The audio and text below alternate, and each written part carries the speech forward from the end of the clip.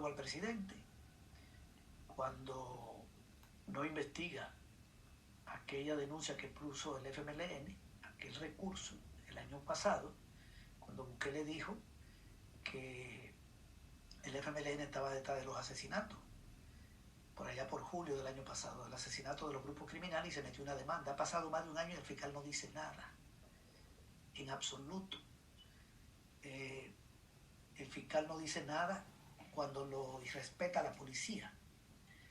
El fiscal no dice nada cuando la asamblea le pide a la policía que lleve al ministro de Hacienda y este se insubordina. El fiscal salió a defender al ministro de Defensa cuando dio el golpe del 9 de febrero, porque el fiscal dijo que él no había indicios de delito, haciendo el robo a Bukele. Cuando el Frente pone la demanda al ministro de Agricultura, porque utilizó parte del salario de los trabajadores para financiar otros gastos, sin pasar por la asamblea, el 21 de julio de este año, hace menos de 3 meses, el fiscal se hace el loco y no dice nada. El 1 de septiembre se presentó un recurso ante la asamblea contra el ministro de Hacienda por el impago. El fiscal no dijo nada. Entonces el fiscal no hace nada. Y cuando hace algo que dice, llega por ejemplo, cuando se hizo el cerco militar en la Libertad, cuando llega, la policía lo respeta. Le dice, usted no entra aquí. Yo no le puedo dar información, pero mire, yo soy el fiscal, a mí me importa que usted sea el fiscal. Entonces juega a defender a Bukele y Bukele lo maltrata. Es terrible. Es un funcionario que debería abandonar su cargo.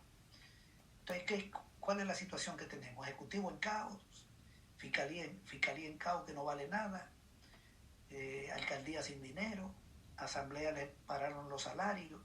Estamos ante un país descompuesto y un presidente que no quiere contrapesos, ni quiere controles, que viola la ley, que le tiene miedo a rendir cuenta, le tiene miedo, y que ya tiene conciencia de que se le está generando un deterioro, porque en medio de todo esto se está generando un malestar. Y yo tengo información de que ya la gente de Nuevas Ideas no está haciendo cuentas alegres para las elecciones del año que viene. Están preocupados porque esta imagen que hay en el país, de un país en caos, con protesta, con crisis, con desorden, un gobierno sin planes de emergencia, sin planes de nada, un presidente diciendo cualquier cosa, incontrolado, es la imagen de un país con demasiado problema. Y en esa problemática tiene una responsabilidad de primer orden el presidente de la República, porque la Asamblea Legislativa ha estado haciendo su trabajo, aprobando decretos, aprobándole préstamos, aprobándole todo, tratando de poner orden en el país. Pero él no respeta y el fiscal se hace el cómplice. Entonces, es una situación bastante complicada. Nosotros creemos que el presidente está ensayando otro golpe de Estado. ¿En qué sentido lo está ensayando? En el sentido de que no respeta la institucionalidad pública, de que no respeta el primer órgano de Estado, que es la Asamblea. Decide no pagarle a los diputados, no respeta la autonomía de los municipios, de los gobiernos municipales, decide no pagarle y no le ha pagado. Le dice a la Asamblea, pago si me apruebo un préstamo. De ahí sale el dinero como si los préstamos fueran para pagar salario. Ningún préstamo para pagar salario. Además tiene que pagar. La Asamblea Legislativa no tiene que hacer lo que él dice. Finalmente pagó el día 7. Y a nivel internacional, una imagen de deterioro bastante fea. La calificación de riesgo del país se disparó. Ahorita el gobierno no haya cómo vender los bonos que le faltan, ni colocar los préstamos por más de $1.000 millones. Nadie se lo quiere comprar, porque hay un riesgo por el lado de la finanza pública. Un gobierno muy endeudado y que está alegando que no tiene dinero. Si está alegando que no tiene dinero, ¿qué empresario del exterior o del país le va a prestar dinero? ¿Le va a comprar un bono o le va a hacer un préstamo? Y ahora quieren colocar ese dinero y son los fondos UDIT los que han levantado la mano, pero eso cobran más de 2 dígitos de interés. Eso es 12, 13% de interés, pagadero en 10, 15 años. Cuando en condiciones normales usted puede vender bonos, como lo vendieron los gobiernos del FMLN, salvo en el 2017 que le hicieron un problema, un bono por 6% y a 20, 30 años. Aquí todo se está complicando, hasta para conseguir los préstamos. Bien, en el caso del FODE, es una ley que establece que tiene que darle el 10%. Y las alcaldías utilizan ese dinero, el 75% para hacer obras y el 25% para el gasto de funcionamiento. Pero en el marco de la emergencia pueden utilizar el 50% para el funcionamiento. Entonces, al deberle 4 meses, aquí hay alcaldías del oriente del país sobre todo, bueno, no solo, pero ahí en el oriente hay como alrededor de 20 alcaldías que no tienen casi recaudación porque son municipios muy pobres, donde no hay mucha actividad económica. Entonces, ¿cómo lo va a ahogar el Ejecutivo? La afectación es a quienes trabajan en la alcaldía y no cobran su salario, primero. Pero también es una afectación a la comunidad que no recibe la obra de la alcaldía. Entonces, eso es una cosa totalmente fuera de orden lo que está haciendo el ministro de Hacienda por orden del presidente. Lo otro es que la Asamblea le aprobó 600 millones de los 1.000 de bono para el fideicomiso que iba a manejar Bandesal. ¿En qué consiste eso? Que tiene que agarrar 150 millones y dárselo a las micro y pequeñas empresas para que paguen los salarios, las planillas. Y tiene que agarrar 350 millones para hacerle préstamo blando y otros 100 millones para otras inversiones. No arranca el fideicomiso. Y eso se aprobó, está el decreto, está el dinero. Bandesal no ha dado un crédito a ningún microempresario ni a ningún pequeño. Entonces todo el mundo está golpeado. Aquí menos el Ministerio de Hacienda, que está lleno de dinero y que lo tiene retenido.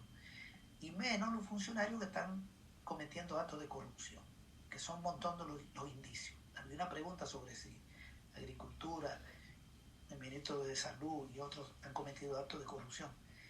Nosotros no manejamos la palabra indicio, porque mientras eso no se resuelva a nivel del órgano judicial, no podemos hacer una acusación, pero son indicios fuertes.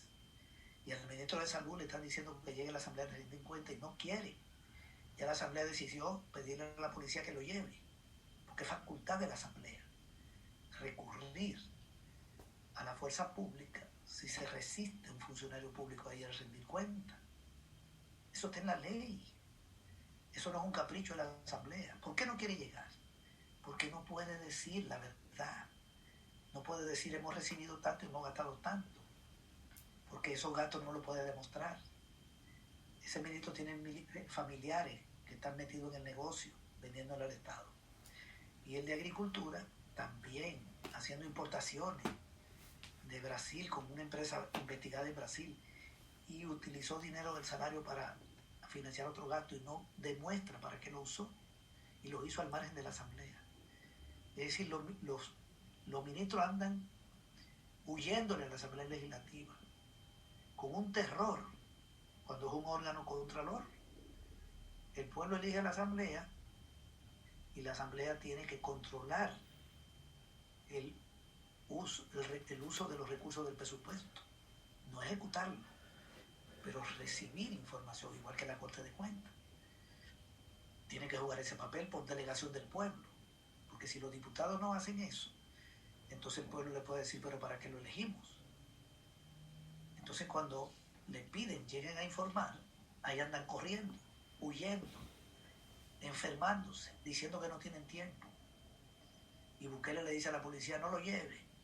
O sea, es un presidente lleno de miedos, que aparenta ser un presidente resuelto, audaz, y realmente es un presidente atemorizado.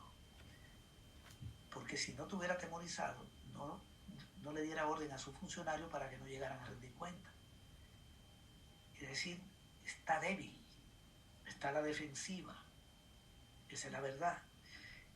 Pero en la medida que desconoce la institucionalidad pública, ensaya un golpe de Estado. Es decir, aquí ningún órgano funciona, solo nosotros decidimos.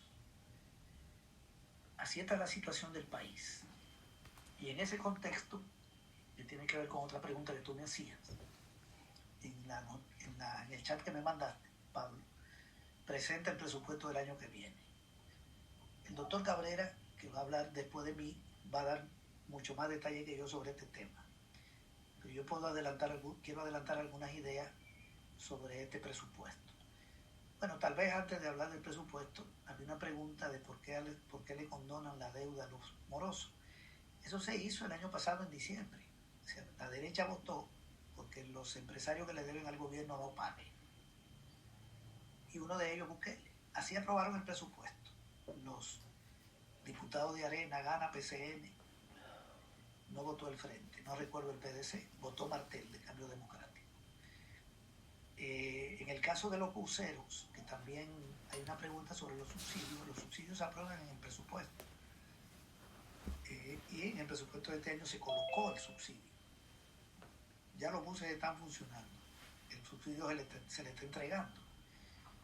Ellos tenían un reclamo ahí que todavía la Asamblea no lo ha resuelto, de una prórroga, pero no sabemos si ese subsidio va a seguir el año que viene o no va a seguir. Si no sigue, entonces la tarifa de bus puede ser que suba, a no ser que el gobierno diga no hay subsidio y no sube la tarifa. Ahí podría venir un conflicto entre los buceros y el Ejecutivo. Eso está pendiente. Pero en el presupuesto del año que viene han hecho una jugada, el presidente, es política. Está demasiado evidente la jugada política. Han presentado un presupuesto donde el gobierno estima que va a recaudar más dinero, recaudar en el presupuesto de este año sin crisis. Cuando se aprobó el presupuesto del 2020, el presupuesto es una ley donde se establecen los ingresos que va a tener el gobierno por los tributos y por otras fuentes, deuda, bonos, o sea, deuda o donaciones, lo que le entre. Y ese es el estimado de lo que le va a entrar, y también se establece en qué va a gastar el dinero. Tiene dos partes, ingresos y gastos. Si no alcanzan los ingresos, entonces se consigue financiamiento vía deuda para completar el faltante.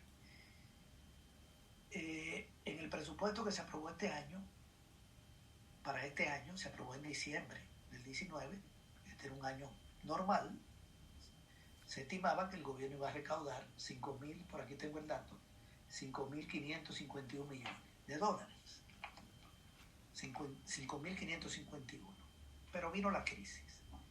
Ahora viene el presupuesto del año que viene y estima que van a recaudar 5.696.